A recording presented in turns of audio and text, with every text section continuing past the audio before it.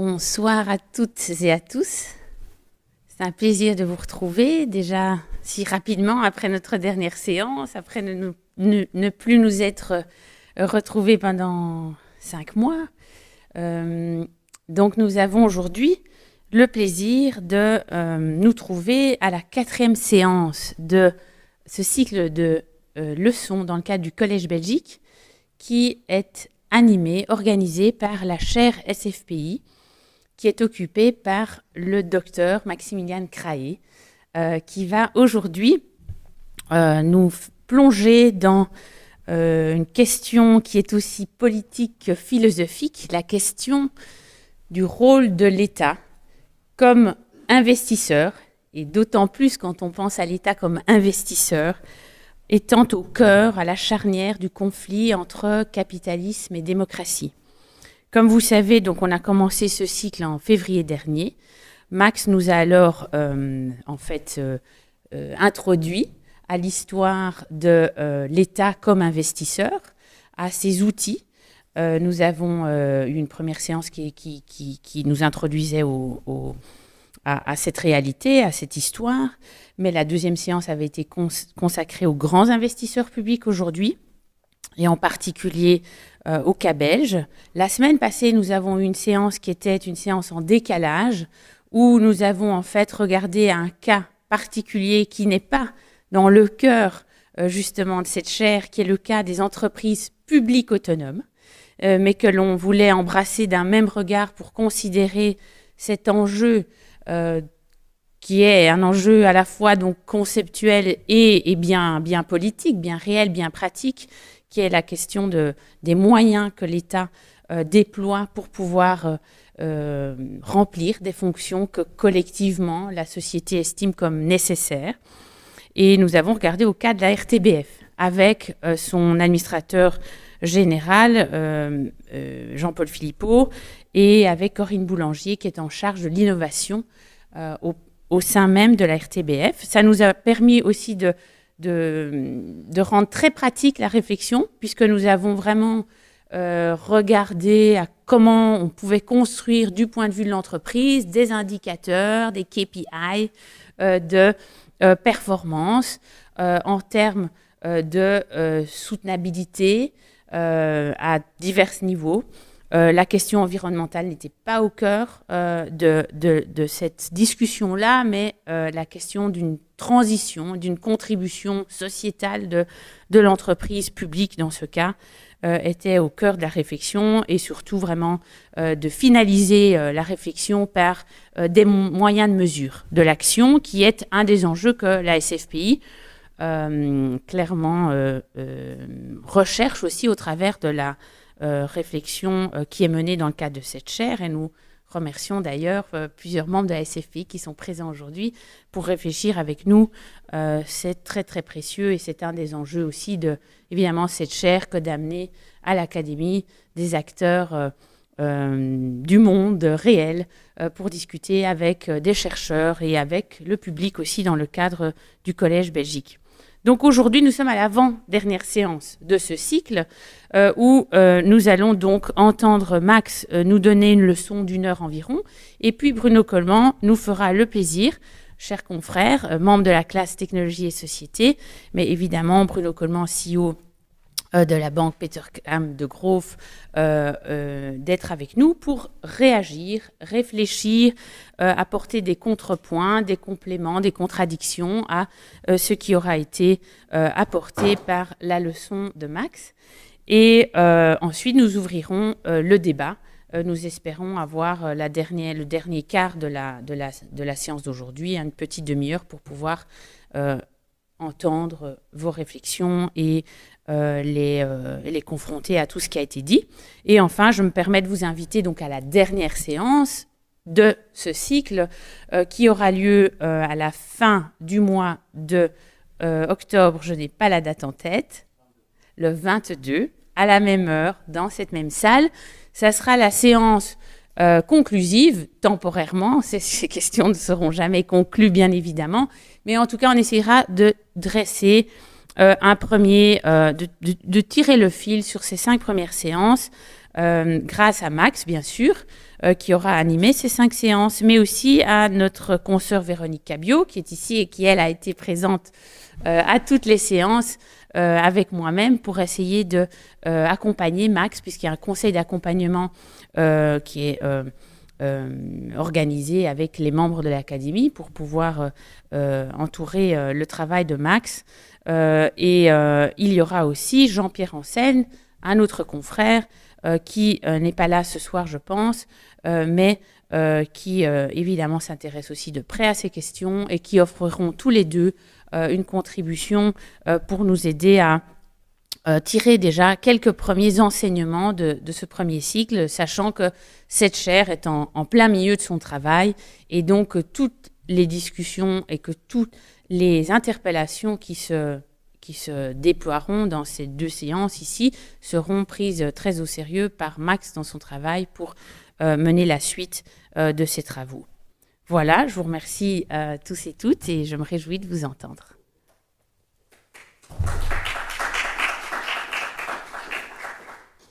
Et maintenant, je mets mon masque. Voilà.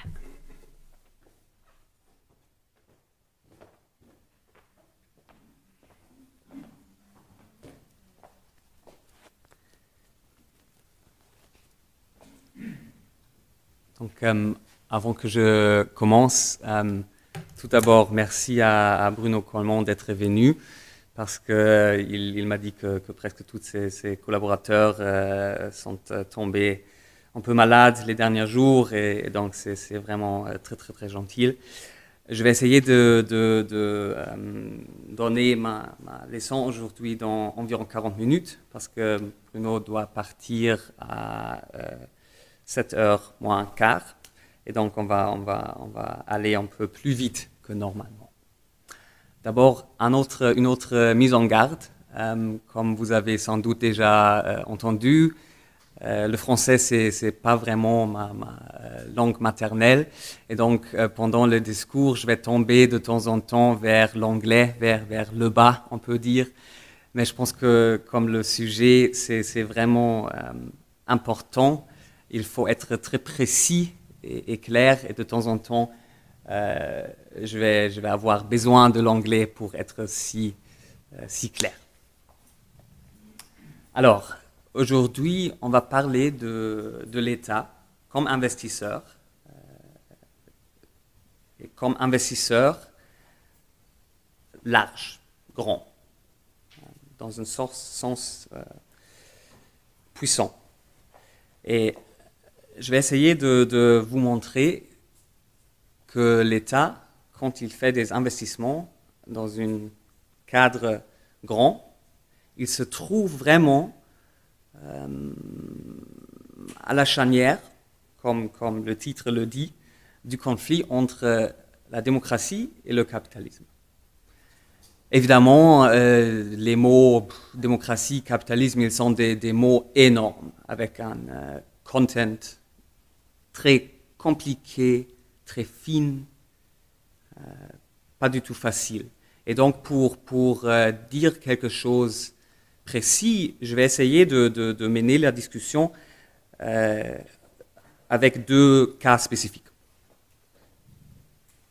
Les 2 cas seront les investissements publics américains pendant la Deuxième Guerre mondiale. Le deuxième cas, ce sont les investissements publics comme soutien au plein emploi pendant les 30 glorieuses, en fait. Et après, je vais vous donner quelques conclusions. Alors, commençons avec les investissements publics américains pendant la Deuxième Guerre mondiale. On se trouve l'année 1940. Roosevelt a gagné son re-election, quelque chose qui était difficile parce qu'il a déjà compris que les États-Unis ils vont rentrer la guerre. Mais en 1940, la plupart des Américains étaient vraiment isolationnistes et pas du tout prêts à entrer la guerre. Parce que tout ça se déroule 18 mois avant Pearl Harbor. Donc l'esprit américain en 1940, c'est vraiment, oui, il y a une guerre en Europe, mais c'est pas notre guerre, il faut pas se involver trop. Et donc, Roosevelt, il sait que pour réussir, pour être capable de faire changer le balance, le rapport de force de la guerre, on doit commencer maintenant de transformer l'économie.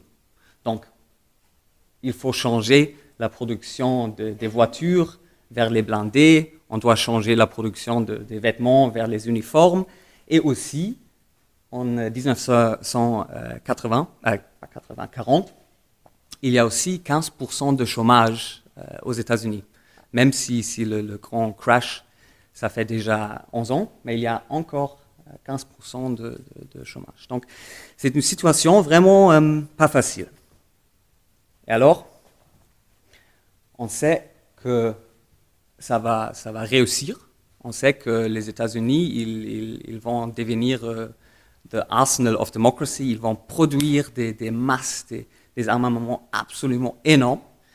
Et donc, la grande question, c'est comment est-ce que Roosevelt et l'État américain, comment ont-ils réussi à faire cette transition pendant, en fait, 2 ans, 3 ans. La production américaine, ça commence même 41, avant de Pearl Harbor, mais ça monte vraiment 2 ans plus tard, avec une puissance énorme. Alors, qu'est-ce qu'ils ont fait? D'abord, le plan était, on est en Amérique, il faut s'appuyer sur l'entreprise privée. Donc le plan était que l'État va acheter les armements et les entreprises privées, ils vont les produire, ils vont construire les nouveaux usines, et tout ça va se dérouler dans le secteur privé et l'État va l'acheter. Il y avait plein des fonds, les grandes banques de New York. En fait, ils ont cherché des investment opportunities parce qu'il y avait 15% de chômage, il y avait vraiment de ressources qui n'étaient pas utilisées. Et donc, ce n'était pas vraiment un manque de ressources, c'était une chose de comment les diriger, comment les mobiliser. Et tout d'abord, l'État a commencé par donner des tax breaks, quelques baisses d'impôts pour une construction d'une nouvelle usine, les choses comme ça. Mais le secteur privé n'a pas vraiment pu répondre. Et donc, c'était trop lent et trop peu. Et la grande question était pourquoi? Et en fait, la chose qui a vraiment freiné le secteur privé, c'était le risque. Parce que personne savait combien des ans va durer la guerre. Personne ne savait quelle technologie va être importante dans la guerre demain, dans 1 an, dans 2 ans. Et donc le secteur privé n'a pas vraiment pu dire alors je vais investir dans ce type d'usine-là ou ce type de technologie là-bas. Il y avait aussi un deuxième problème, et c'était que au fin de la Première Guerre mondiale, les profits des grandes entreprises américaines de l'armement étaient énormes. Et donc de la côté de la politique, c'était difficile de dire aux entreprises pas de souci, si quelque chose va changer dans 2 ans, on va vous donner tellement d'argent qui ça va aller. Ça n'était pas du tout possible politiquement à cause des profits élevés de la Première Guerre mondiale. Et donc, il y avait des vastes potential qui n'étaient pas du tout utilisés, et on le trouve surtout dans les chiffres des hommes. il y avait en 1939 et 1940, il y a presque 10 millions des Américains qui n'ont pas travaillé, qui étaient en chômage, un vaste réservoir d'une puissance qui n'était pas utilisée. Et dans la rétrospective, on trouve que quand l'État commençait à vraiment pousser à faire les investissements lui-même, on a pu mobiliser 14 millions de travailleurs. 10 millions sont venus aux Armed Forces, ils sont devenus soldats, et environ 3 à 4 millions sont devenus travailleurs dans les armements. Et donc, il y avait cette vaste potentiel que le secteur privé n'a pas pu vraiment mobiliser. Et donc, qu'est-ce qu'a fait l'État américain? L'État a créé une entreprise publique qui s'appelait la Defense Plant Corporation. C'était 100% public. Et ils ont créé un modèle d'une coopération entre l'État et les entreprises privées. Ça a marché comme ça. Le Defense Plant Corporation a financé les usines à 100%, mais les usines étaient opérées par le secteur privé. Et ce modèle s'appelait GOCO, G-O-C-O, Government Owned, Contractor Operated. Et ce modèle, c'était une vraie réussite. Comme ça, les entreprises, le risque des investissements lourds dans les grandes usines, ce risque-là était élevé. L'État l'a pris, et une fois que le risque était disparu, les entreprises privées, soudain, ils pouvaient utiliser leur expertise, leur dynamisme, et ça a rendu possible une transformation de l'économie américaine immense. On voit ici les 25 plus grandes usines nouvelles de la guerre. Et on voit que le secteur privé, il a investi environ un petit peu dans le plus petit, mais le très très très grand plupart était un investissement public.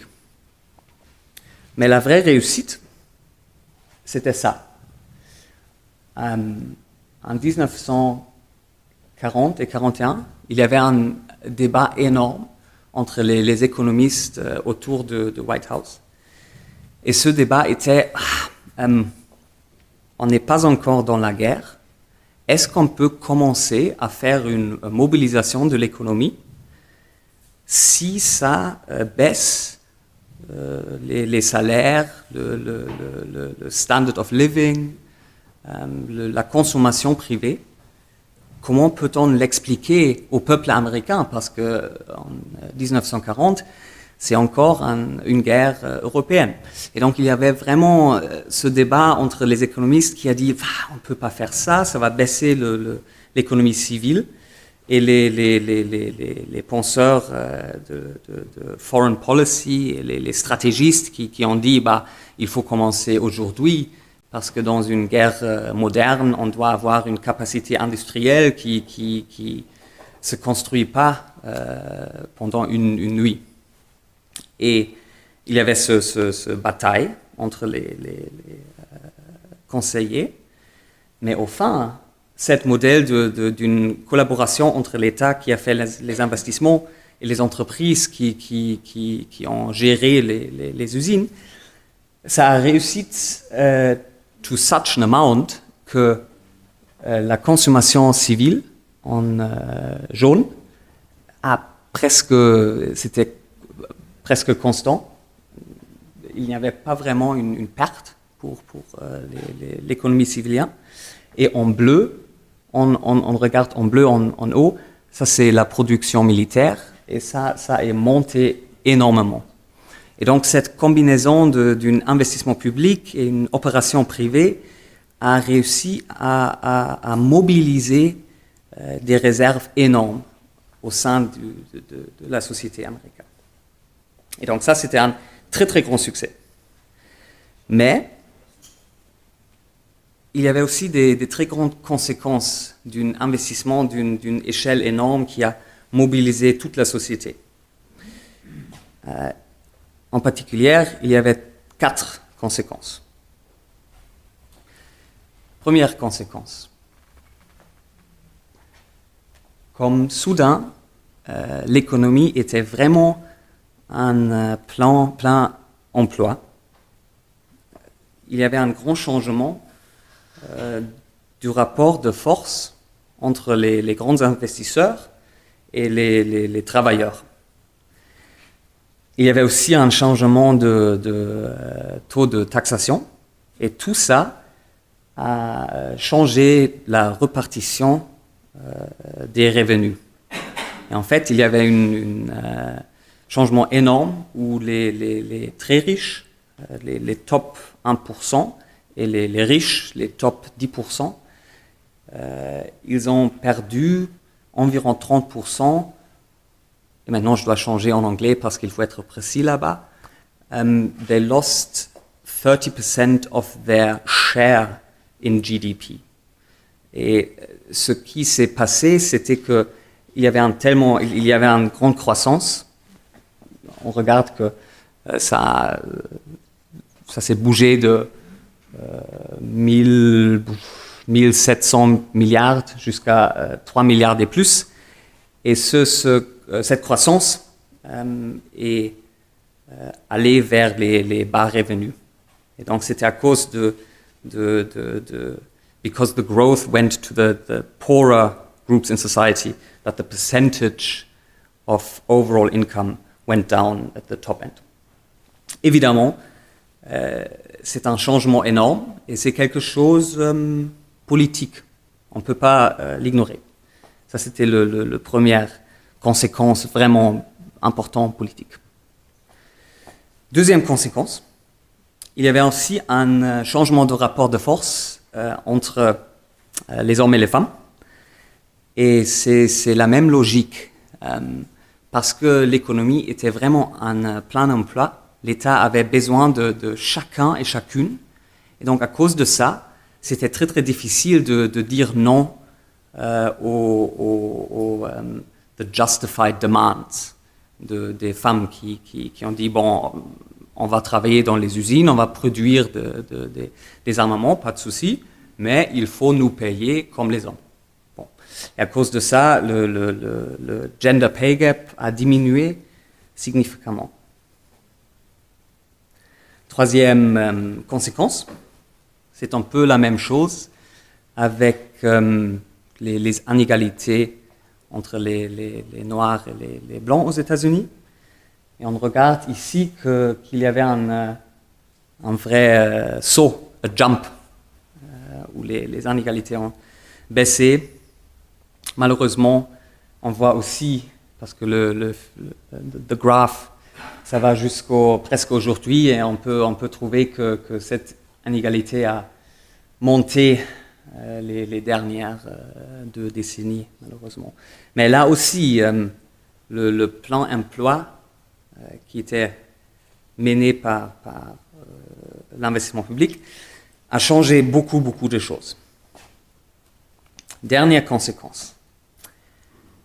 Une fois que c'était évident que les États-Unis, les Alliés, vont gagner la guerre, un débat a commencé. Qu'est-ce qu'on va faire avec toutes les usines publiques après la guerre?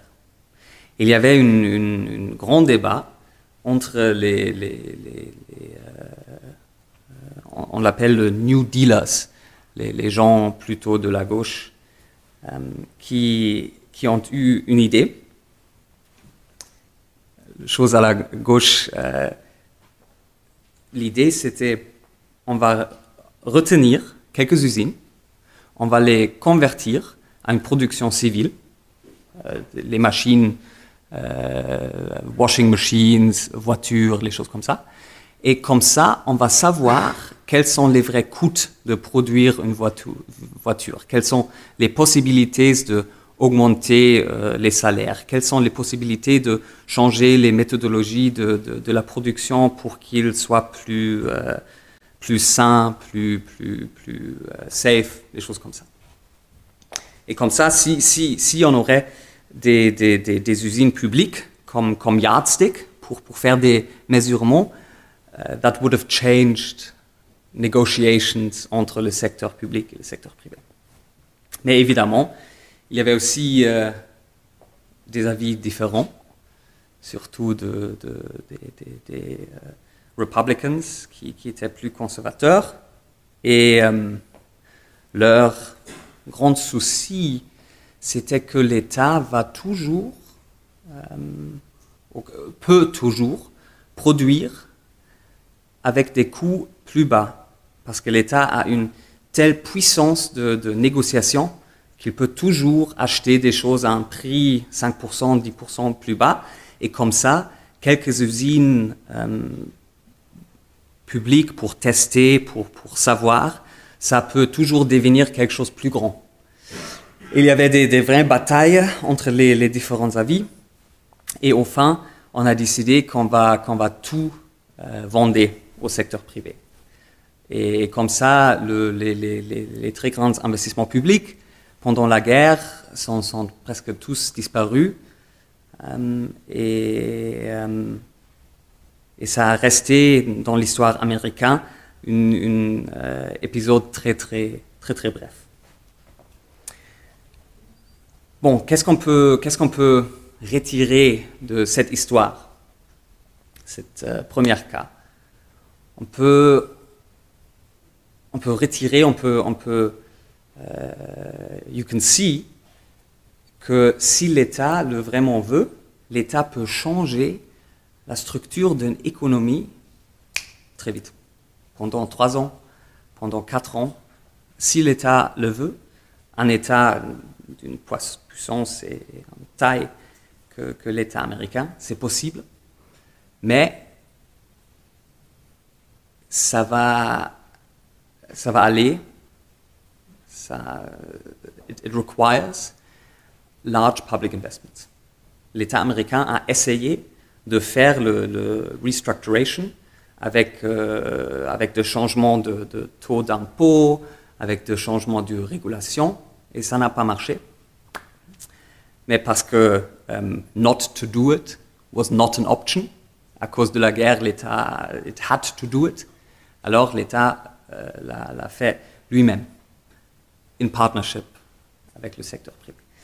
Donc ça, je trouve, ça c'est vraiment une leçon très importante de cette transition, même si c'était une transition vers une économie de la guerre, which assurément personne ne veut aujourd'hui, mais le fait de transformer une économie dans une démocratie comme ça, je pense qu'on peut tirer beaucoup de leçons pour la transition vers la durabilité aujourd'hui. Donc ça c'est le premier cas.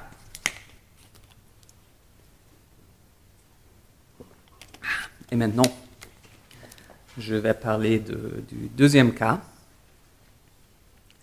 les investissements publics comme soutien au plein emploi pendant les 30 glorieuses. Quand les investissements publics pendant la guerre, c'était très ciblé, il y avait un goal pour vraiment changer la structure de l'économie. Les investissements publics comme soutien au plein emploi, c'est quelque chose un peu différent, parce que l'État ne cible pas de construire telle usine, de mobiliser telle technologie, c'est pas ça, c'est que l'État cible un goal macroéconomique. Donc c'est quelque chose un peu différent, mais on va trouver que là aussi, il y a cette conséquence très distributive, très politique, qui se déroule à cause des investissements publics d'une grande échelle.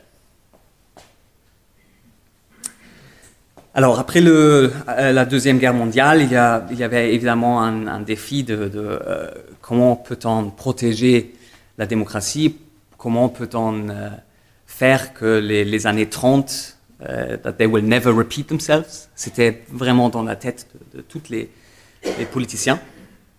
Et il y avait John Maynard Keynes, qui a écrit un grand livre avant la guerre, qui a dit, bon, il y a une méthodologie pour rassurer le plein emploi, et on peut utiliser ça pour stabiliser le système politique. Parce que tout le monde bon, il y avait deux observations qui ont créé un soutien très fort pour le plein emploi. Il y avait le fait que the rise of the Nazis, tout le monde a compris que c'était très prochement lié, linked avec le Grand Dépression, le grand crash. And so everyone was very aware that high unemployment creates conditions under which fascism can thrive. That was the one worry. The second worry, especially in 1945, 46, 47, was that the Soviet Union could advance further west. And there were some very worrying election results in those years. Et donc, à cause de la menace soviétique, le but du plein emploi était vraiment très central. Et donc, c'était quelque chose de consensus qu'on va utiliser l'État comme investisseur pour sauvegarder, pour protéger la démocratie par protéger le plan emploi. Et on le trouve dans tous les chiffres économiques. Ici, c'est le quota de l'État, quel pourcentage de BIP est dépensé par l'État. Et on voit tout en bas en average, le quota d'État s'est augmenté d'environ 20% avant la guerre jusqu'à presque 30% après la guerre, et aujourd'hui c'est environ 40%. Et tout ça, there are quite different stories of this in different countries, but if we zoom out and we look at all of Western Europe, United States, Australia, Canada, c'est toujours après la Deuxième Guerre mondiale que le quota d'État s'est vraiment élevé. Et pendant 20 ans, 30 ans, ça a vraiment marché. Ça, c'est le taux de chômage. Et on voit que le taux de chômage, jusqu'aux années 70-80, c'était vraiment, vraiment bas. En Belgique, France, aux Pays-Bas, c'était au-dessous de 2%. Le Royaume-Uni était un peu plus élevé, environ 4%, mais on peut dire qu'en average, c'était environ 2%. Mais ça n'a pas duré. Ça a monté en deux pas. Pendant les années 70, c'est monté vers 5%. Et pendant les années 80-80, ça a monté jusqu'à 10%.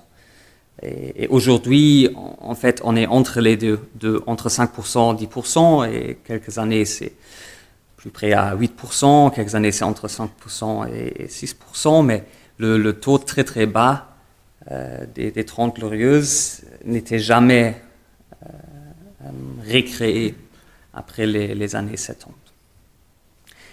Et ben, évidemment, il y a une question, pourquoi est-ce que l'État n'a pas pu préserver le plan emploi des années ça. Et c'est encore à cause d'une conséquence qui arrive à cause du plan emploi. Et en fait, les développements qu'on a vus en Amérique pendant la Deuxième Guerre mondiale, ils ont déjà pointé dans cette direction. Si on a un état de plan emploi, pendant 20 ans, 30 ans, ça change évidemment le rapport de force entre le capital, les investisseurs, et les travailleurs, les syndicats. Et over time, ça va baisser la profitabilité de l'investissement privé. C'est quelque chose que ça ne va pas arriver pendant 1 an, 2 ans, 3 ans, mais si on a vraiment plein emploi pendant une génération, ça change vraiment le rapport de force. Et d'abord, ça peut être quelque chose de très très bon, quelque chose où tout le monde dit bah, c'est super, les inequality is falling, it's good pour fermer le gender gap, c'est bien pour les minorités, in America for black people, all of that is good.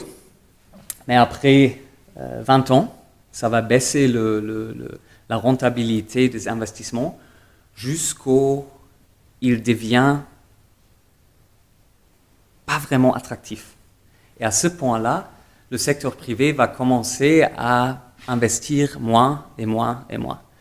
Et en fait, ça est arrivé pendant les années 70 et 80. Et à cause d'une baisse d'investissement privé, la création de nouveaux emplois est baissée aussi. Et c'était à cause de ça que le plan emploi est disparu. Donc c'était quelque chose que l'État n'a pas pu préserver par cet investissement public général. Et donc, dans cette situation où l'État sait que l'investissement privé a baissé, dans cette situation, l'État a un choix. Soit l'État peut essayer de remplacer l'investissement privé par l'investissement public, comme a fait l'État américain en 1940. Et ça, c'est quelque chose de très difficile. Si on veut transformer une économie vers une économie de la guerre, in the end, it's complicated, but not that complicated. L'État sait qu'on a besoin de 10 types de blindés, 5 types de bateaux, 10 types des avions. C'est quelque chose, on peut le planifier, on peut le comprendre, c'est possible. Mais faire quelque chose pour une économie civile, avec de dizaines, de centaines de millions de gens qui ont des goûts différents, des talents différents, qui cherchent des choses différentes, comment peut l'État savoir où faut-il investir? Quelle usine faut-il construire? Quelle usine faut-il fermer? Donc, remplacer l'investissement privé par un investissement public on a very large scale pour toute l'économie, c'est vraiment, vraiment, vraiment difficile de le faire dans une économie civile. Et donc, pendant les années 70-80, l'État a choisi l'autre voie. Comment peut-on faire augmenter l'investissement si on ne peut pas le remplacer, l'investissement privé, si on ne peut pas le remplacer par un investissement public? Bon, on peut augmenter la profitabilité d'investissement privé.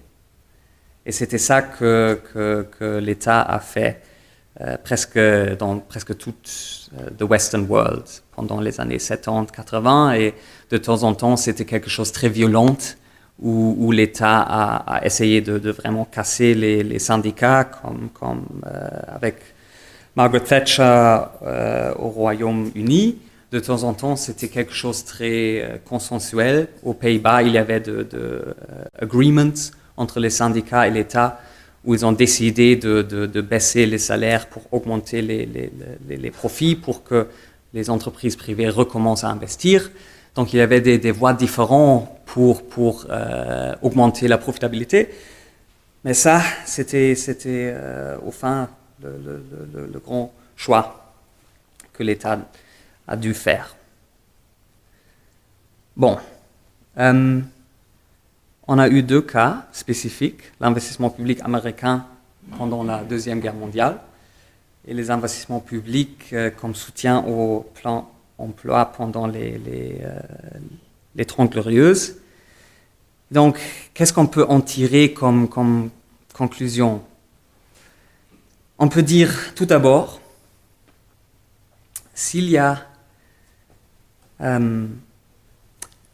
une leçon qui est très présente dans les deux cas, c'est que l'État, avec ses choix, change beaucoup de choses. Si l'État dit, on va faire des investissements énormes, on va changer la structure de l'économie pendant les années à venir, les 2 années, les 3 années à venir, c'est possible, mais ça va changer beaucoup. Ça va changer les inégalités entre les riches et les pauvres, entre les femmes et les hommes, entre les noirs et les blancs.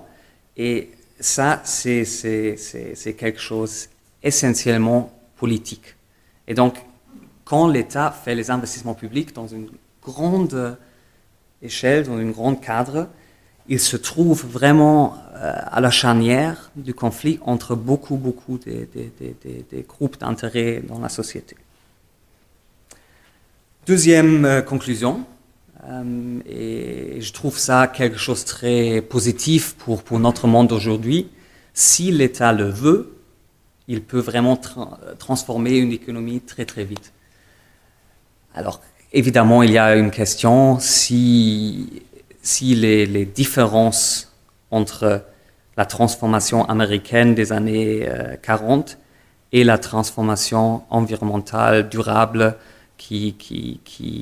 which we have to do today, sont-ils comparables? Je trouve ça difficile à dire. Je pense que c'est une question très intéressante pour des historiens économiques à étudier. J'espère que je peux faire un peu de travail sur ça dans mon 2e année ici. Mais cette transformation dans une très grande démocratie, dans une économie qui est quand même une économie basée sur le marché, le fait que c'était possible de le tourner avec une telle vitesse, ça m'a donné un peu d'espoir. Troisième leçon, c'est qu'avec un grand investissement public, c'est vraiment possible de garantir le plan emploi. Mais, 4e leçon, il y a une grande résistance de la part des investisseurs privés et pour des bonnes raisons. Parce que le plan emploi, ça va baisser les profits in the long term. Et donc peut-être la dernière leçon, c'est que si on parle du conflit entre démocratie et capitalisme, on oublie de temps en temps que l'État a son propre logique. Si on regarde closely les décisions de Roosevelt en 1940, avant de Pearl Harbor, ce n'est pas vraiment la pression démocratique du peuple, de l'opinion publique qui lui a poussé vers commencer la transformation de l'économie américaine. C'était son avis, son vision stratégique. Et c'était pas les entreprises privées qui ont pensé, si on va faire une transformation, si on va rentrer vers la guerre, si on va participer dans la guerre, on va faire beaucoup de profits.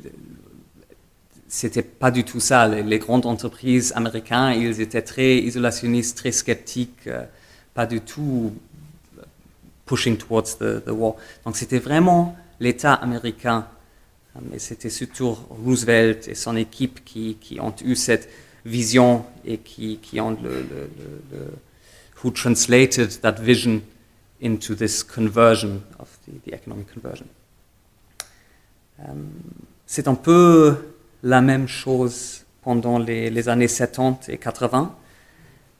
Là aussi, l'État a eu un peu sa propre logique, mais je pense que ça, c'est quelque chose un peu plus compliqué parce que, at the end of the day, increasing la profitabilité de l'investissement privé, c'est quelque chose que entre le grand peuple et les investisseurs privés, c'est quand même un peu disadvantages. This supports one group more than the other group. Donc, whether that's a case of the state acting according to its own logic, I will leave that open. Et avec ça, je passe la parole à Bruno pour quelques mots. Et après, on va prendre quelques questions de l'audience. Donc, merci.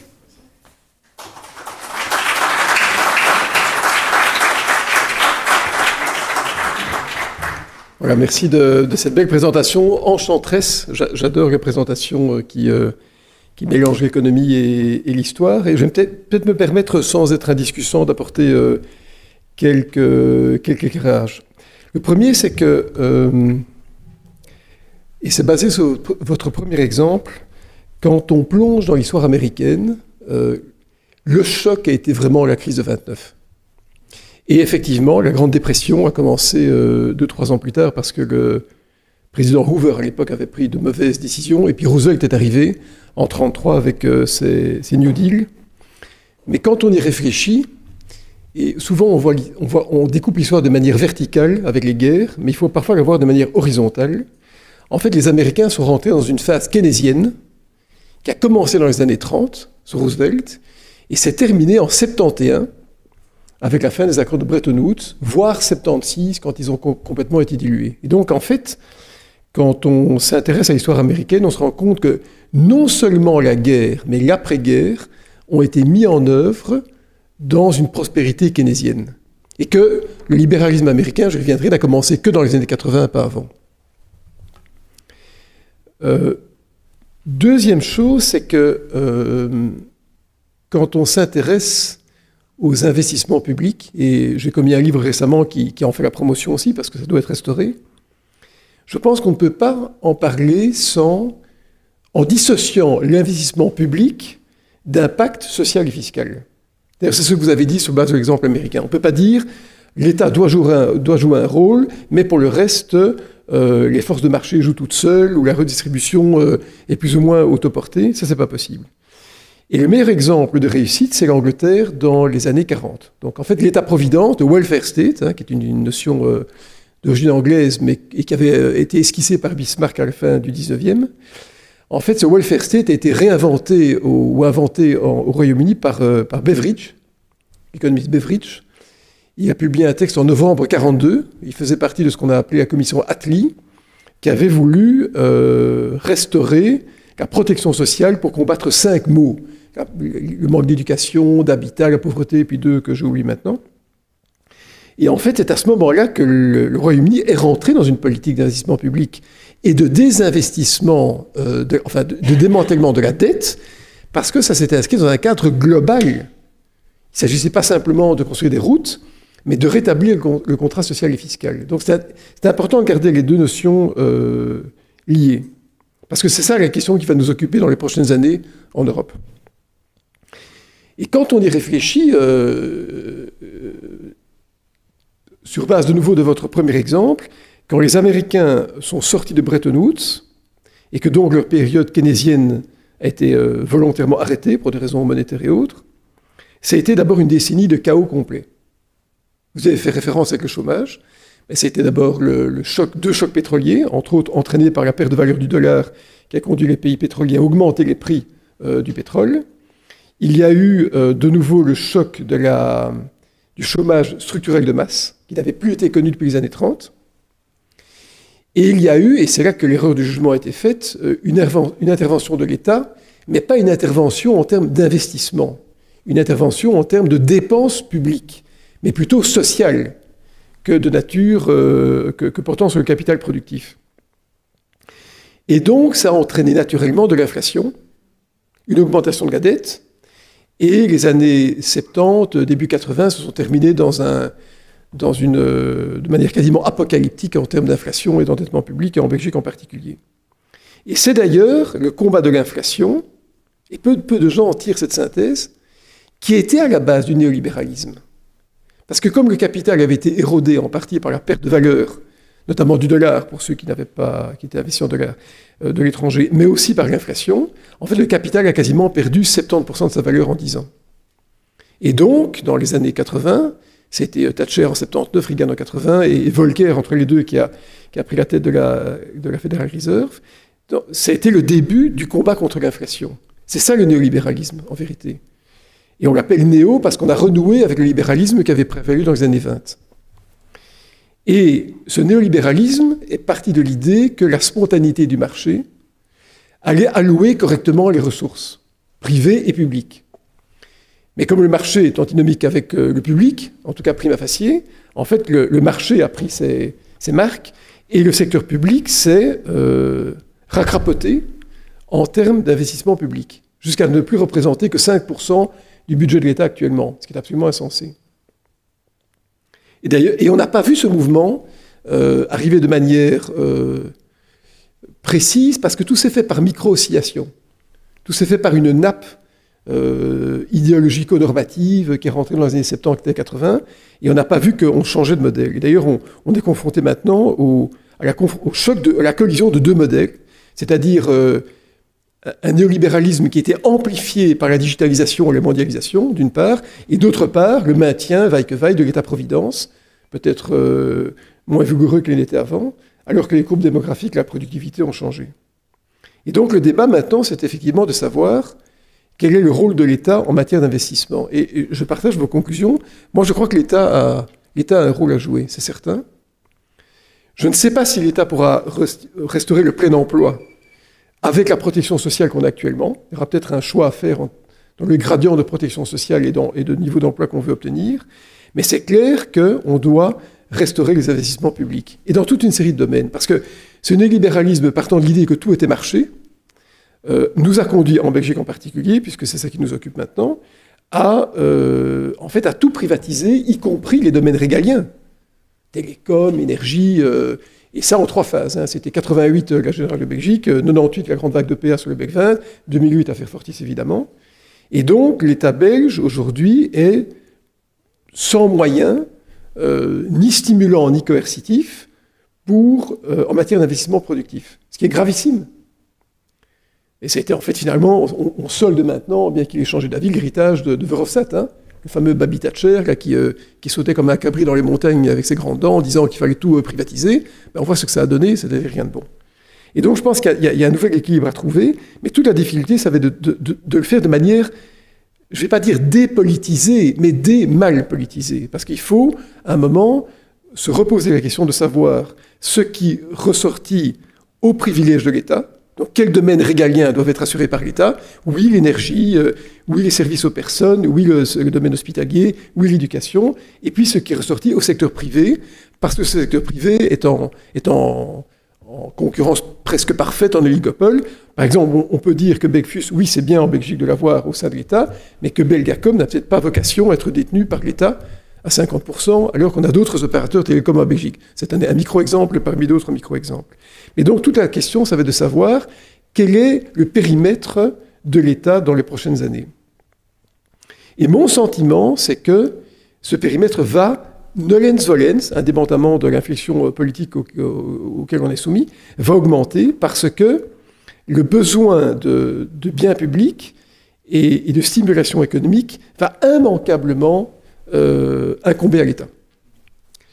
Mais il faudra le faire bien et correctement dans un grand pacte social et fiscal, puisque je le disais, on ne peut pas dissocier l'investissement public de la nature des relations sociales et fiscales. Donc, merci pour cette belle conférence, très intéressante, et je pense qu'il y a le début d'une recherche beaucoup plus approfondie. Je crois que si je poursuivais vos travaux, j'aimerais les étendre à d'autres pays, pour essayer de voir quelle est en fait la trame commune qu'on peut en tirer. Ça pourrait conduire aussi il y a de nombreuses études sur le sujet, au fait de savoir pourquoi certains pays s'en sortent mieux que d'autres, et avec quel gradient social et fiscal. Alors il y a tout, hein, ce n'est pas une question de géographie nord-sud, il y a des pays qui sont autoritaires et qui ont très bien réussi, c'est Singapour, c'est la Corée du Sud, certains pays qui ont vécu un miracle économique co-géré par l'État et le privé, c'est l'État, c'est le Japon, c'est l'Allemagne, et d'autres pays ont un capitalisme extrêmement vivace, mais au prix de grandes inégalités sociales. C'est le cas des États-Unis, par exemple. Et moi, et je terminerai sur ça, ma conviction, c'est qu'on devrait, et je m'étonne que vous n'y ayez pas fait référence d'ailleurs, parce que vous êtes allemand d'origine, mais on devrait revenir à ce qu'on a appelé pendant très longtemps le capitalisme rénant, qui d'ailleurs en Allemagne a donné naissance à ce fameux Mittelstand, c'est-à-dire cette espèce d'écosystème extraordinaire entre grandes et petites sociétés. Et le capitalisme rénant, en fait, c'est un capitalisme qui n'est pas un capitalisme d'anticipation. On n'anticipe pas ce qui va être produit, on partage ce qui a été accompli. Et c'est très différent. Et d'ailleurs, il y avait Michel, j'oublie son nom maintenant, qui avait dirigé les AGF, là, Michel, qui avait écrit en 82, je pense, un livre, Michel Albert, remarquable livre, qui avait écrit un livre en 82, je pense, visionnaire s'il en est.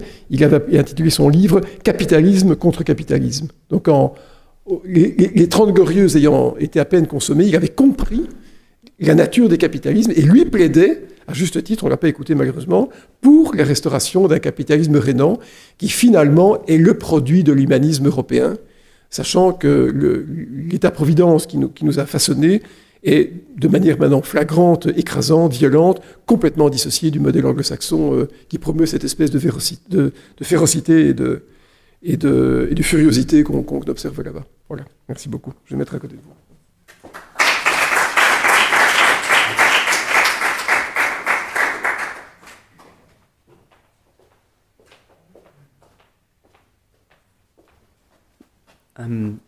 Je vais juste me permettre de dire quelques mots sur le capitalisme rhénanien, parce que je suis d'origine de Cologne, donc c'est un peu mon truc.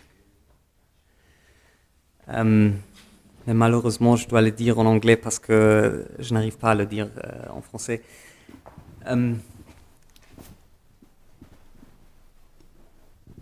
It's not exactly music to, I think, German ears, what I will say, but I think the well-functioning of the German post-war modèle rhénanien, I think that depended to a large extent on taking in demand from other countries outside. So there was a great currency crisis in West Germany in 1951 where the country was short of dollars and the German economy was still an absolute mess.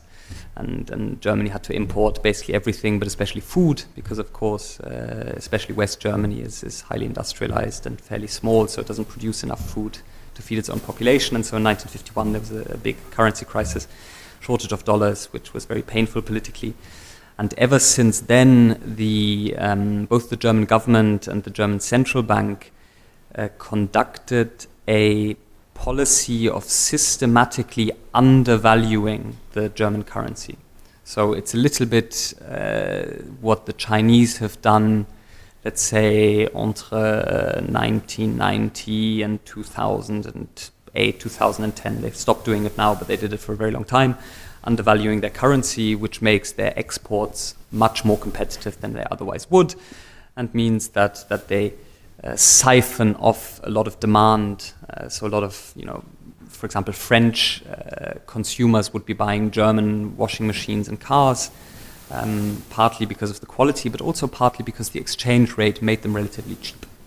If you do that, you can run your economy in a fairly balanced way, because you have this extra demand that you take from your trade partners, which means your companies have full order books. They don't have to worry about selling their products, and your workers, because the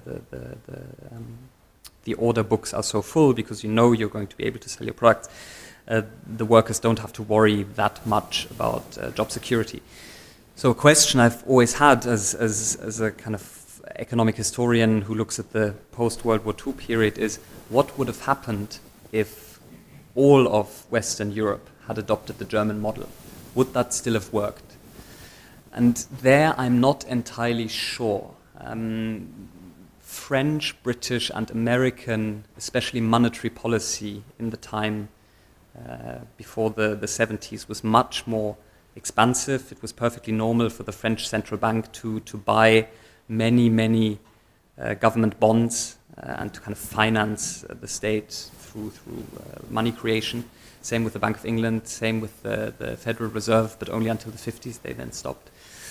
So I wonder if everyone had done the German model, would it have worked? And I would say probably not. Mais je m'arrête ici et ah oui. Il faut un micro pour l'enregistrement, mais c'est pour la vidéo. Non, mais je pense que ça n'aurait pas marché parce que si ça avait marché, ça aurait contredit l'argument que le capitalisme anglo-saxon ne peut pas non plus s'appliquer à toute l'Europe. Et le modèle allemand est un modèle quand même d'origine communautariste, teinté de protestantisme, de luthérianisme, qui est très très différent des modes d'organisation d'autres pays. Par contre, ce qui est exceptionnel dans ce modèle, d'ailleurs le mot Mittelstand est intraduisible, c'est qu'il y a eu en Allemagne, et peut-être par ce communautarisme, la création d'écosystèmes extrêmement robustes. Et c'est d'ailleurs pour ça qu'en Allemagne, le niveau d'industrialisation qu'on mesure en taux d'industrie par rapport au PIB est de 23%, il est tombé à 17% chez nous et 12% en France. Donc je ne suis pas sûr que le modèle allemand aurait pu s'appliquer de manière, on va dire, étale pour des raisons de culture, mais en tout cas, il y a des choses à observer chez nous. Ouais, tout à fait d'accord.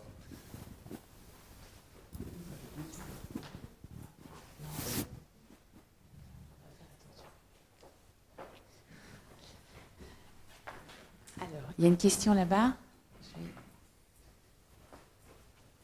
On va peut-être prendre 2-3 questions pour animer le débat.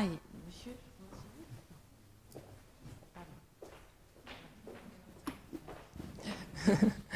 Bonjour, Christine Declercq. Bruno Coleman a évoqué une comparaison européenne qui serait intéressante à faire. Et vous êtes plusieurs économistes aujourd'hui, en tout cas depuis quelques années, à évoquer le rôle de l'État comme investisseur. Je pense notamment à l'économiste Mazzucato, si je prononce bien. Et on assiste aujourd'hui au Green Deal, qui va imposer des investissements pendant des tas d'années. Je dirais, on parle de milliards d'euros, on n'ose même pas parler de zéro derrière. Et donc ma question était, si vous pouviez m'aider à comprendre s'il y a un dénominateur commun dans les investissements entre ces économistes européens qui pensent l'État investisseur et non plus l'État qui réalise des coupes sombres dans les budgets. Est-ce qu'il y a un dénominateur commun dans les investissements auxquels vous pensez? Si je prends Mazzucato, elle a beaucoup pensé à l'innovation, à l'investissement dans les technologies. Est-ce que c'est là-dedans qu'il faudrait investir en tant qu'État ou est-ce qu'il faut investir dans le capitalisme productif? Vous m'excuserez, je ne suis pas économiste à la base. Mais voilà, on parlait tantôt de l'énergie. Est-ce qu'il faut réinvestir dans le réseau alors que l'État, dans les réseaux, l'énergie, l'État est encore suffisamment bien là à travers les pouvoirs publics communaux et autres. Mais néanmoins, dans quel type d'investissement? Et est-ce qu'on parle d'investissement? On parlait de shareholding tantôt, mais est-ce que c'est des subsides à fonds perdus? Voilà, parce qu'il y a aussi différents types d'investissements et je voudrais un peu savoir vers quoi on va. Quand on entend la présidente de la Commission et des investissements Green Deal, on parle souvent aussi partenariat privé-public. Est-ce qu'on est dans ce schéma-là? Je voudrais voir un peu plus clair. Merci à vous.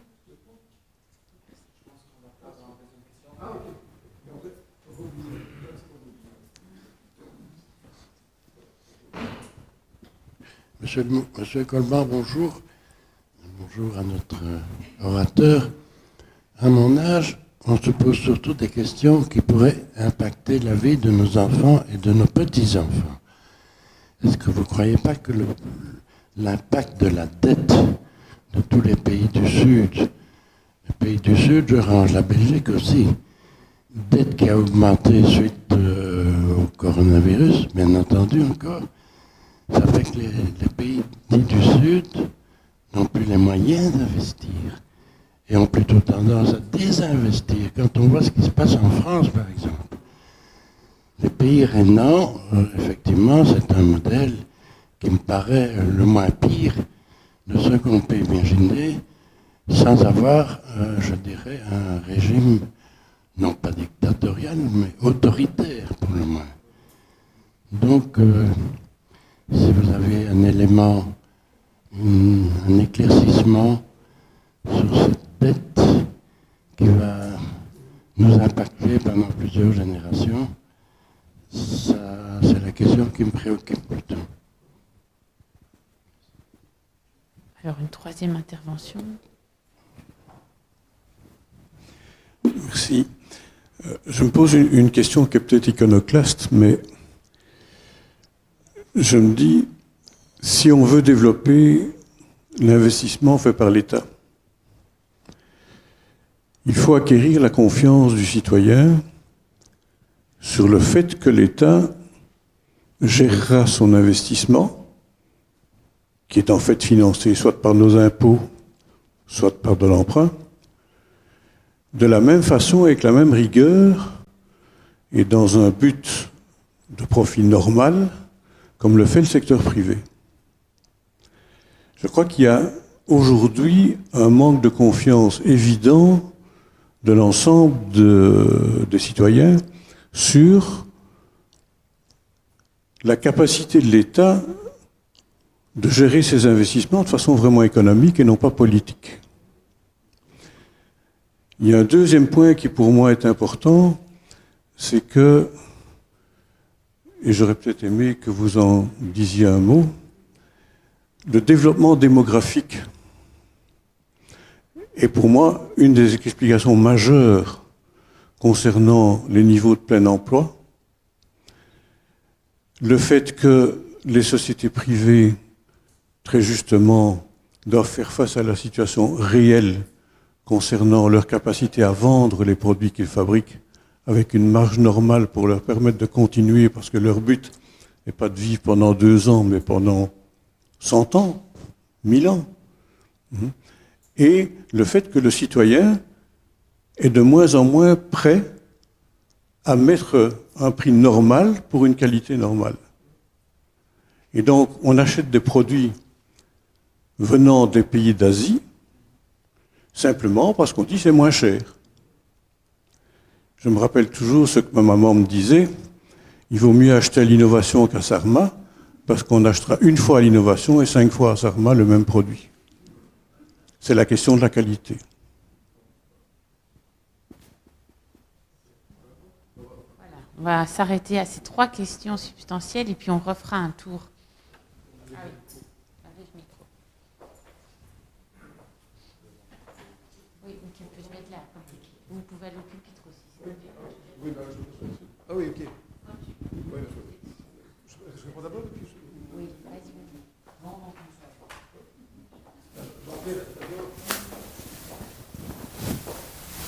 Je ne sais pas si ta maman était bien informée, mais Sarma, c'est belge. Hein. Ça veut dire Société anonyme de réapprovisionnement des magasins d'alimentation. Donc, bon, donc, bon, pas mal. Très rapidement, parce que ce n'est pas ma conférence, hein, mais pour la première question qui portait sur qu'est-ce que l'État doit stimuler, est-ce que ça doit stimuler l'innovation ou l'investissement productif? C'est compliqué comme question, parce que je me rappelle ce livre de Pierre Fitt, c'est Leçons au Collège de France, dans lequel il expliquait pourquoi les sociétés réussissaient mieux que d'autres, et un de ses constats était que les sociétés, les communautés au sein desquelles il n'y avait pas de différence ou de mur, on va dire, entre la recherche fondamentale et la recherche appliquée, réussissaient mieux que les pays qui en établissaient un. Et en Europe, on est très déductif, on veut séparer les deux. Dans cette académie, il y a parfois des réflexions un peu étonnantes d'ailleurs de gens à cet égard. Et aux États-Unis, on peut devenir riche avec son innovation.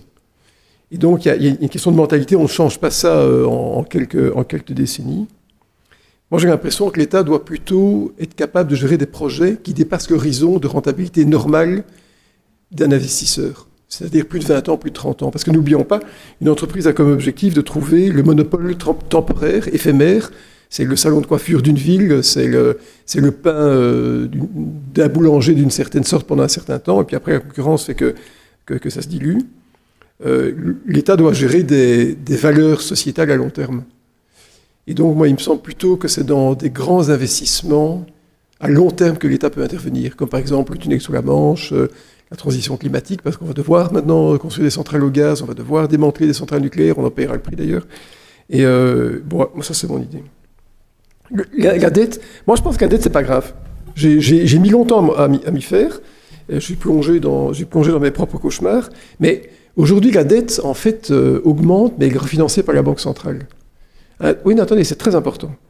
Un taux d'intérêt qui, aujourd'hui, est nul ou négatif, il peut monter, mais enfin, si tous les États s'endettent de la même manière, avec plus ou moins les mêmes niveaux, c'est comme si l'augmentation d'un État n'était pas significative.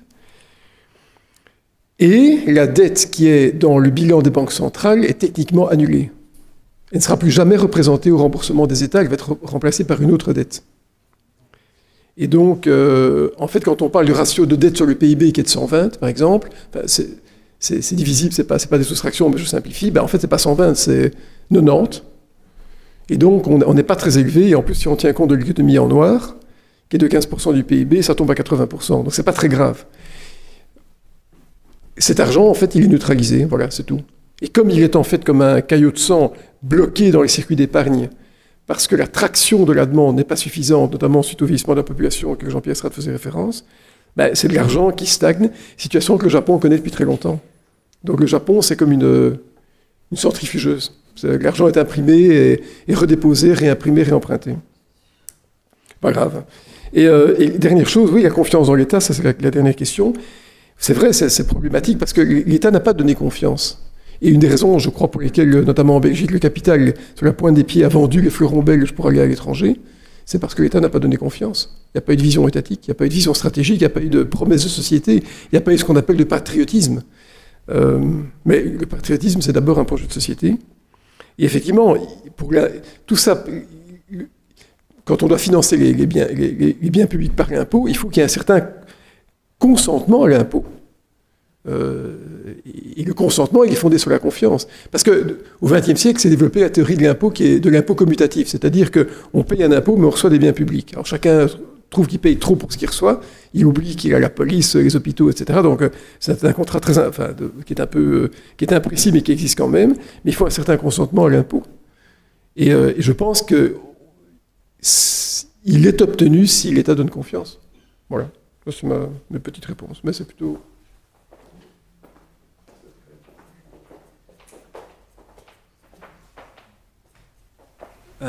Je n'ai pas trop à rajouter à ça parce que je trouve I'm in agreement avec 80-90% de ça. Je rajoute peut-être à la première question où faut-il investir. Je dirais que c'est franchement lié à la question de risque encore parce que comme Bruno Coleman a dit, l'État est capable d'investir dans des choses qui sont très risquées et même s'ils marchent bien, ne vont pas ramener des profits jusqu'à 20 ans, 30 ans dans le futur. Donc je trouve que où faut-il investir, c'est toujours l'intersection où on dit c'est quelque chose que c'est désirable et très risqué. Et je pense que c'est juste là où l'État faut aller. Ça crée un lien avec la question de la confiance et du management. I always want to fight for a more forgiving attitude vis-à-vis le management de l'État et d'investissement public quand ils sont ciblés aux secteurs, aux opportunités qui sont risquées. Parce que si on essaie de choses qui sont vraiment risquées, de temps en temps, on va échouer. C'est normal, c'est dans la chose. Si quelque chose est risky, it can't always work. And so if we can reorient public investment towards risky things, then it's okay that they fail from time to time. Je pense qu'un problème aujourd'hui, c'est que même l'État est devenu risk averse. Les États européens ils ne font pas vraiment des grands investissements dans les technologies innovateurs, risquées, pas prouvées. C'est lié à la droite il s'appelle comment en français competition law and public procurement law. It's very difficult for the public sector in Europe to say we are going to support something that's not profitable, because if you want to do that, you have to abide by complicated rules for public procurement. You have to try to model a market process. You can't just say, I'm going to drop 20 billion euros on a promising Belgian technology startup and I'm just going to subsidize them. That's no longer possible dans le cadre de l'Union européenne. Et donc ça, c'est peut-être quelque chose qu'on peut changer. C'est quelque chose où je pense qu'il y avait un proposal par les ministères de l'industrie français et allemand qui ont they tabled a proposal for changing that. That is something that I see as very promising. Ok, on prend encore 3 questions ici. Bruno Coleman devra un moment nous quitter. Bonjour, Françoise Masson. Juste une petite remarque. Est-ce que la façon d'approcher la stratégie d'investissement et les responsabilités ne doivent pas quand même être remises en perspective à cause du glissement des produits vers les services?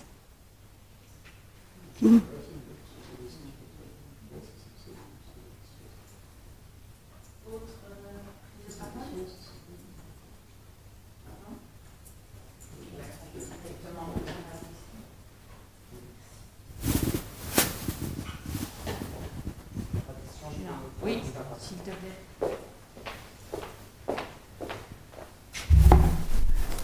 Donc ça, en fait, je trouve que c'est une question extra, vraiment spot on.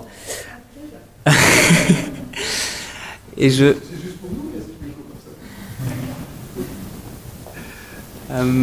je trouve que peut-être il y a un lien avec la question du changement démographique.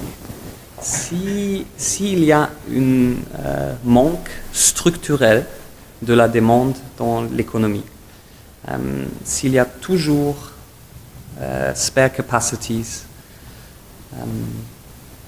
in that specific situation, je pense que l'État peut investir dans des services qui ne sont pas des investissements traditionnels parce que you don't create something that produces revenue in the future. But if there is spare capacity, if there are people that are sitting around doing nothing who want to work, who could work, then I think you can use public investment. It has to be financed by the central bank because you're not going to get future revenues. It's not going to be something where you will have profit in 5 years, 10 years, 20 years. So you have to have an expenditure that's covered from, si je suis honnête, printing money. But you can do that as long as there is spare capacity in the economy and as long as inflation is low. Qu'est-ce qu'on va faire si, en utilisant cet modèle, l'inflation commence à s'agrandir? Je ne sais pas. Parce qu'en ce moment-là, il faut arrêter d'investir dans les services et les choses qui n'auront pas de retournement. Donc, if we have inflation again, then I have no good answer. As long as we don't have inflation, I think the state can spend money on services, and that might be a really good thing. Could be cultural services, it could be art, it could be childcare, it could be. There are many, many good things that we could do.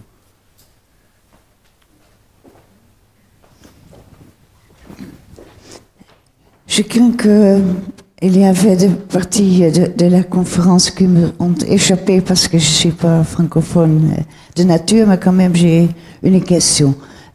Monsieur Crailly, vous avez... vous pouvez me comprendre? Oui. Parler de l'avantage d'investissement public. Et bien sûr, c'est vrai, mais d'autre côté, ce n'était pas une vraie économie dans laquelle on a investi parce que c'était le broken windows économie de Hayek, je pense. Mais la question est autre. C'est pas le passé, mais le futur. Il y a, dans un continent comme l'Afrique, il y a un grand monde qui cherche du travail, où il y a aussi une demande pour acheter des choses, mais il leur manque d'argent. Quel investissement vous conseillez au régime là-bas de faire pour donner du travail à la population là-bas, ou bien avec l'argent de l'État concerné, ou bien sûr l'argent qui vient de chez nous?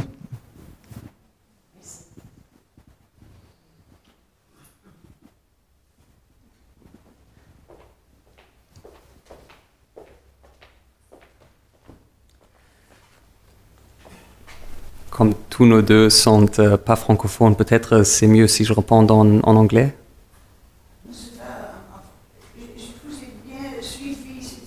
Ok, pas de souci, pas de souci. Je le dis parce que c'est plus facile pour moi.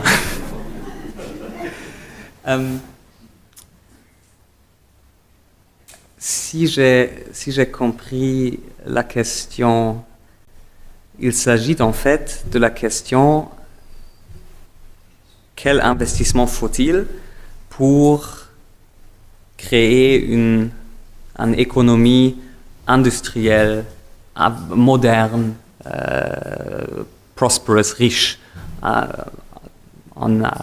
Tunisie, Nigeria, Kenya, in Africa. Évidemment, la question comment faire la révolution industrielle, c'est une des très grandes questions de l'économie et de l'histoire économique. On peut dire c'est la question. Et if we zoom out, après les pays européens et Amérique du Nord, il n'y a qu'une dizaine de pays qui ont réussi à faire ça. Japon, Chine, Corée du Sud, Singapour, mais c'est très petit, Hong Kong, encore trop petit, peut-être la Turquie, c'est compliqué, peut-être la Russie, c'est compliqué. Donc, il n'y a pas de réponse simple. Mais je dirais que tous les pays qui ont réussi à faire la révolution industrielle après la Grande-Bretagne, ils ont fait un modèle qui était inventé par un philosophe allemand du 19e siècle qui s'appelle Fichte. Et c'était en fait d'abord créer un marché interne d'une taille grande. Donc en 19e siècle, ça veut dire en Allemagne de créer une Zollunion, une union douanière au sein des États différents en Allemagne. Aujourd'hui, un grand marché interne, ça veut dire la Chine ou l'Afrique de l'Ouest ou l'Afrique du Sud. Donc, il faut construire un marché très grand. Et après, le protéger contre les importations du produit avancé. Les Américains l'ont fait pendant le 19e siècle, les Japonais, les Chinoises. Mais, now it gets tricky. Si on crée des protections pour les entreprises internes, ça crée en anglais on dit rent, des extra profits. Ça devient extra profitable. Et la grande question, c'est comment peut-on les diriger, ce extra profit, vers l'investissement? Parce que it's not surprising that normally si on crée des rents, de extra profits, normalement, les gens le dépensent. It's difficult to arrange things so that these extra profits are productively invested. Et là, historiquement, ça arrive en utilisant la réussite sur le marché mondial. Donc les Japonais, il y avait le ministère financier du Japon et le Ministry of Industry, et les deux ont coopéré. ils ont dirigé les flux d'argent dans l'économie japonaise vers les entreprises qui ont réussi sur le marché mondial. Parce que réussir sur le marché mondial, c'est un signal qu'une entreprise est productive et avancée, que même les élites domestiques, so the domestic Japanese elites, they couldn't fake that signal. And so by using export success as an information, you could target the financial flows in the right direction. That is something you can do if you have a well-functioning state. Because of course, if the state itself is not well-functioning, you create your internal market, you build up the barriers, you create the rents, and it's all in corruption. So, difficult.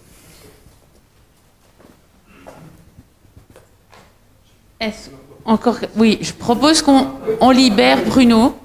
Oui. Oui, parce que... Oui, ah. Alors, J'ai une question aussi bien pour Bruno que pour Max, et Bruno peut d'abord répondre. Les deux exemples que montre Max sont des exemples de mobilisation collective gigantesque. On se mobilise pour la guerre, on se mobilise pour créer les conditions d'une croissance considérable, les 30 glorieuses. Dans la période récente, ce type d'intervention étatique réussit dans des pays moins développés. En Chine, Chine est un magnifique exemple. Le Vietnam, que je connais bien, est un magnifique exemple. Est-ce que tous les deux, vous pensez que le Green Deal européen pourrait être un outil de mobilisation collective? Parce qu'aujourd'hui, on n'a plus de mobilisation collective en Europe. Est-ce que le Green Deal européen pourrait être un outil de mobilisation collective, non pas similaire, mais utile pour créer les conditions d'une intervention collective de ce type? Oui, je vais répondre à ta question, Michel, mais d'abord tu me fais penser tu utilisais mobilisation, mobile. En fait, il y a une chose qu'on oublie souvent quand on regarde les types de capitalisme, c'est que ce qui nous diffère des Américains, c'est la mobilité du travail. C'est tellement évident qu'on l'oublie, mais en vérité, aux États-Unis, le travail s'ajuste au capital. La protection sociale n'existe pas pour que les gens ne soient pas immobiles. Et les entreprises donnent une couverture sociale le temps du contrat d'emploi, et puis après ça disparaît.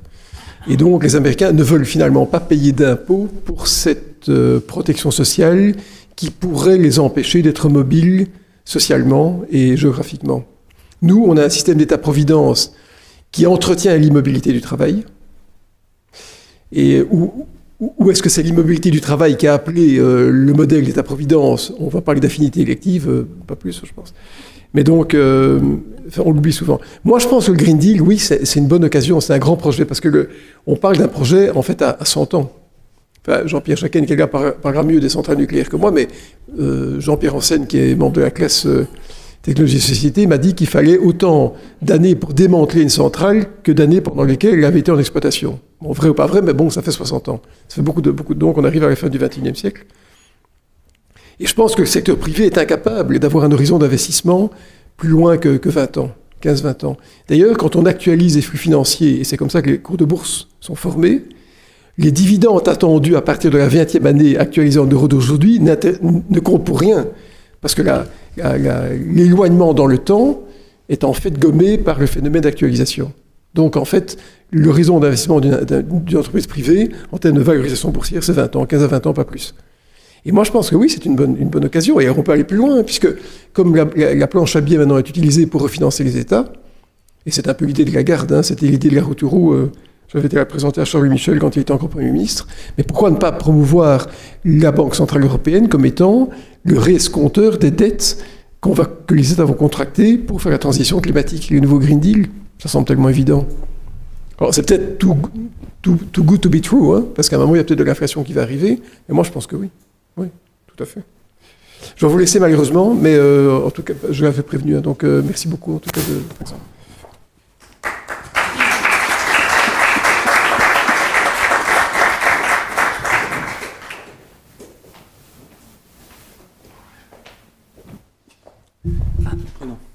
Donc on va terminer à l'heure. Hein. Je pense qu'on a encore 10 minutes ou quelle heure est-il? J'ai pas l'heure. Moins 20. Ok. Je peux aussi répondre à la question de Michel. Bien sûr.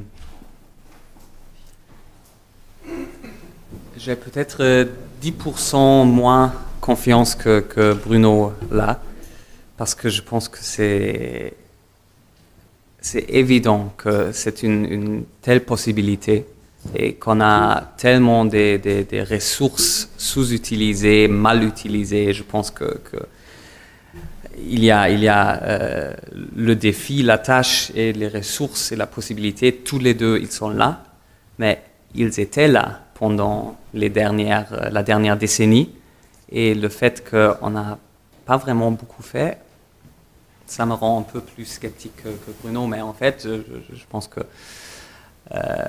une vraie transformation vers la durabilité, ça peut être exactement ça, ça peut être un projet collectif qui nous donne de la confiance, de la direction. Donc je pense que s'il y en a un, c'est ça. Alors, je vois une main qui se lève par là. Je proposais de me donner juste la parole pour aussi contribuer à l'échange. Il me semble que un élément en tout cas qu'on pourrait retenir pour la suite, c'est de distinguer ce que Bruno Coleman appelait les dépenses sociales des investissements de l'État. Donc là, il y a quand même, je pense, une limite à notre dézooming. Déjà en travaillant sur la RTBF, sur une entreprise publique autonome, on ouvrait le scope.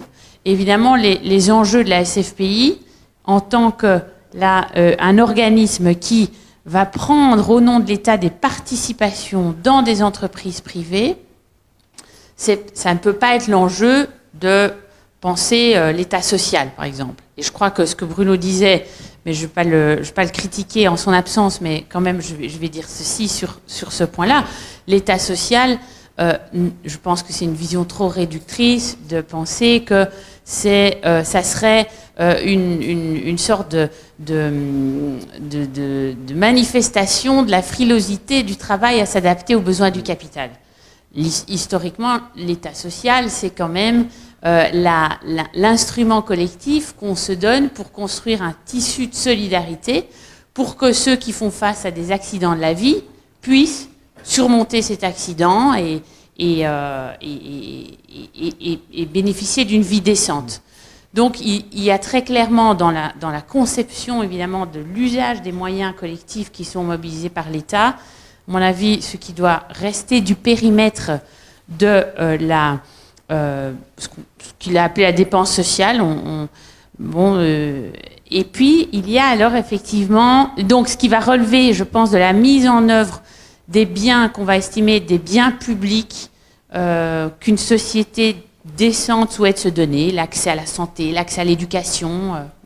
Et puis il y a la question effectivement des investissements dans l'activité privée pour pouvoir démultiplier des potentiels ou bien même pour pouvoir prendre les risques que le privé en fait n'est pas capable de prendre. Ça c'est aussi intéressant pour un peu réviser notre vision souvent, enfin la vision irritée évidemment de 40 ans de néolibéralisme, de penser que finalement l'État, ça serait tellement une chose un peu incapable et sans vision que c'est le privé qui a la main sur l'innovation. Enfin, pas plus tard qu'hier, Boris Johnson faisait un discours en ce sens-là, et justement, Mariana Mazzucato, que vous avez cité tout à l'heure, faisait aujourd'hui un billet pour dire, mais regardons tous les grands vaccins, toutes les grandes découvertes au niveau de la santé, elles ont toujours à voir avec un investissement de l'État d'une manière ou d'une autre, parce que souvent, effectivement, ça dépend tellement de recherche fondamentale qui est menée sans savoir où les scientifiques vont arriver.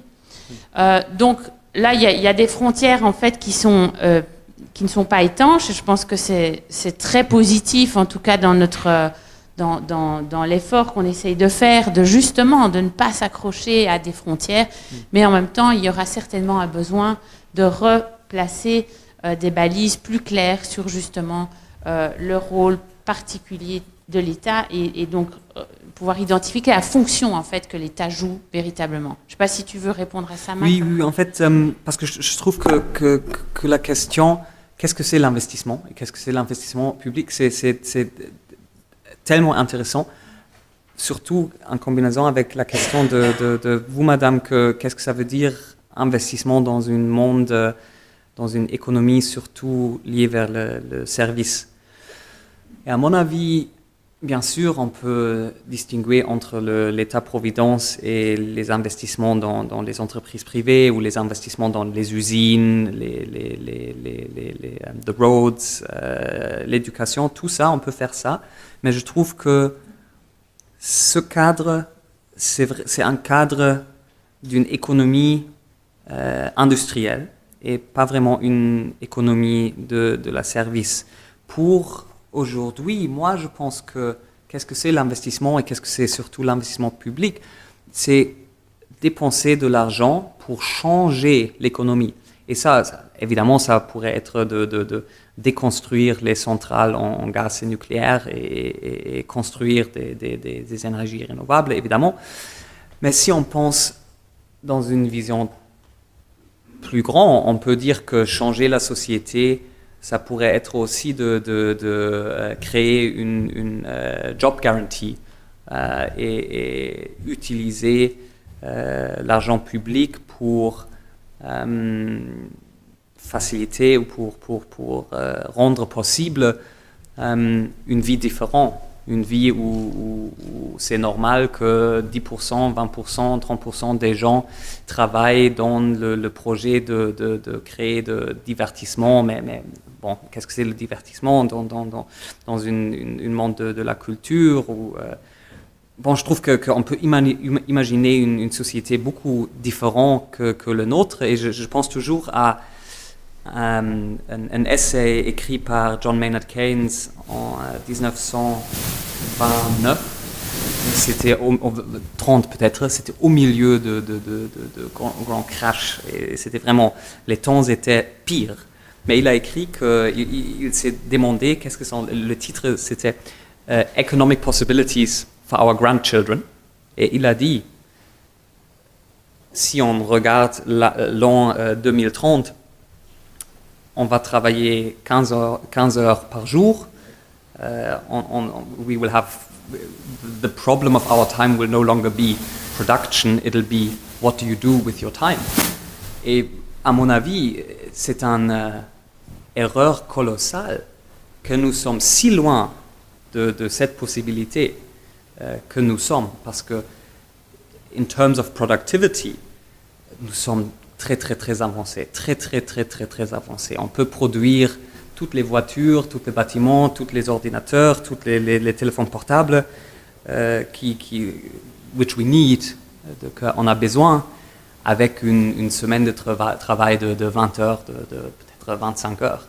Mais the way that we arrange our society is such that we commit to a 40-hour working week. Et je pense qu'on peut utiliser l'État pour changer ça. So, that to me is also investment. Pardon, je viens vers vous, madame.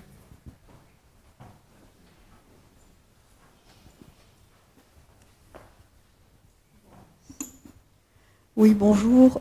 Moi, je voudrais vous demander comment faire. Nous avons parlé des investissements, nous avons dit un ou deux mots de l'État, mais quand l'État est en pleine déliquescence, quand on démonte l'État, quand on trouve que ça n'est plus nécessaire d'avoir des fonctionnaires, ou qu'on trouve des fonctionnaires qui doivent travailler dans des endroits absolument insalubres, comment voulez-vous qu'avec ce genre de mentalité, on parvienne à faire passer chez les citoyens l'importance de construire une économie avec les investissements de l'État. Et je crois qu'aujourd'hui, on souffre très fort de cette politique politicienne qui n'est plus là avec un projet pour les citoyens, mais qui est là avec un projet égocentrique pour satisfaire le nombril. Je dirais que les jeunes politiciens que je connais, they surprise me, parce que presque tous sont idéalistes. Et donc je ne partage pas 100% le jugement que c'est une politique pour les politiciens, mais au contraire, ce que je partage 100%, c'est qu'on ne peut pas faire... on ne peut pas... You can't expect a lot from a state that doesn't expect a lot of itself. Donc si l'État ne pense qu'il est capable de faire grand-chose et si l'État est content avec des bureaux un peu badly maintained et des choses comme ça, évidemment on peut rien faire. Et c'est aussi à cause de ça que j'ai trouvé la question de Michel assez intéressant et juste parce que la question c'est vraiment qu'est-ce que c'est le but, the goal, the purpose de l'État. Et si on n'a aucun projet commun, qu'est-ce que c'est le but de l'État?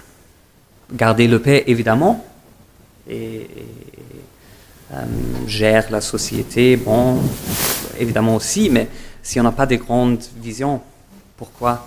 Why do you need a well-run state, capable state? It's not obvious. So I think a project of common interest is hugely important, and if we commit to one, that will change how we think about the state and how the state thinks about itself.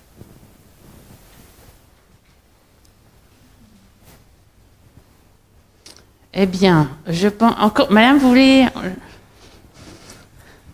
continuer? Oui. Ah oui.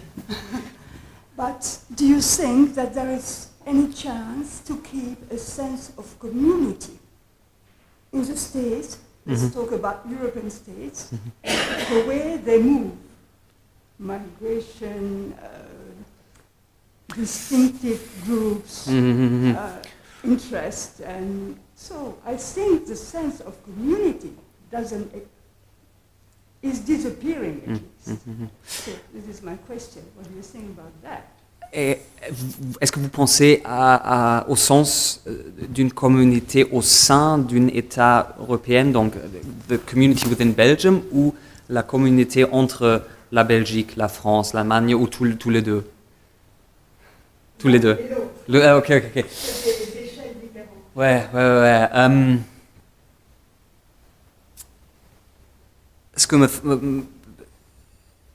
Je suis frappé que il y a exactement cette question, cette discussion en Allemagne. Tous les grands politiciens disent qu'il manque le soziale Zusammenhalt, les liens, le sens d'une communauté. Je trouve qu'on a presque la même discussion en Angleterre, en France évidemment, ici. Donc il y a un sentiment que the community is pulling apart. Est-ce que ça va changer? J'espère. Ouais. Max, on peut peut-être parler du travail d'Hélène Landemort, par exemple. Ah oui, Hein? ah oui.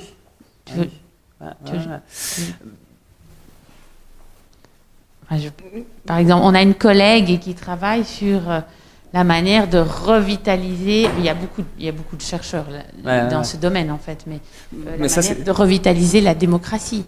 Oui. Et on peut voir en fait le désengagement et les fractures, le repli sur soi aussi comme une manière de finalement traduire le fait que les citoyens ont très peu de manières de s'engager dans la chose publique. Et quand on voit finalement les attentes, par exemple, dans le milieu du travail, par exemple, de pouvoir peser sur ce qui concerne la vie des gens, les attentes sont très fortes. Mais nos institutions, nos modes d'organisation ne permettent pas de mobiliser cela. Donc on est dans des formes de paradoxes. Vous avez parlé de Green Deal, mais vous pouvez dire quelques mots sur la transition numérique, parce que c'est l'autre... Ah oui.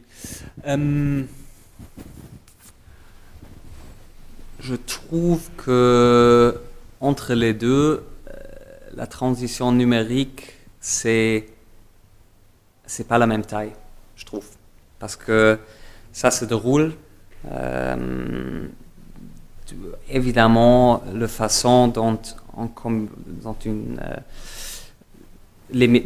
évidemment, les médias sont en plein changement. Il y a le big data, tout ça. Mais je trouve que le changement de la transition digitale, it's smaller than people say it is. There has been so much change in that regard over the last 30 years. J'ai commencé avec ma thèse doctorale en 2013 et autant 2013, il y avait une énorme discussion aux États-Unis. Est-ce que le travail va disparaître à cause de intelligence artificielle, à cause de robotisation, à cause de transition digitale, numérique. Et maintenant, 7 ans plus tard, le travail n'est pas du tout disparu. Et si je pense à la crise Covid, je trouve qu'on a besoin de l'humanité, des vrais gens pour nous soigner, pour faire marcher notre économie. C'est évident que je pense que ça ne va pas disparaître. Quelque chose que pourrait être très important et avec des conséquences énormes, mais normalement on ne parle pas de ça quand on parle de la transition numérique, c'est le changement dans le monde de la guerre. Et dans les grandes histoires, l'histoire à longue durée, si la technologie de la guerre change vraiment, normalement avec quelques années, quelques décennies de retard, ça introduit des changements importants au sein de la société. Et I wouldn't be surprised si la transition numérique change la manière dont les conflits se déroulent. Et s'il y a des grands changements là-bas, peut-être ça va avoir de changements dans la société aussi, mais that's a causal story that is much longer and indirect, and it's not what we talk about when we talk about the digital transition. I always think the sustainability transition is much more important and maybe even much harder than the digital transition. Ok, je pense qu'on va s'arrêter ici pour cette très bonne séance. Merci à tous et à toutes. Merci Max.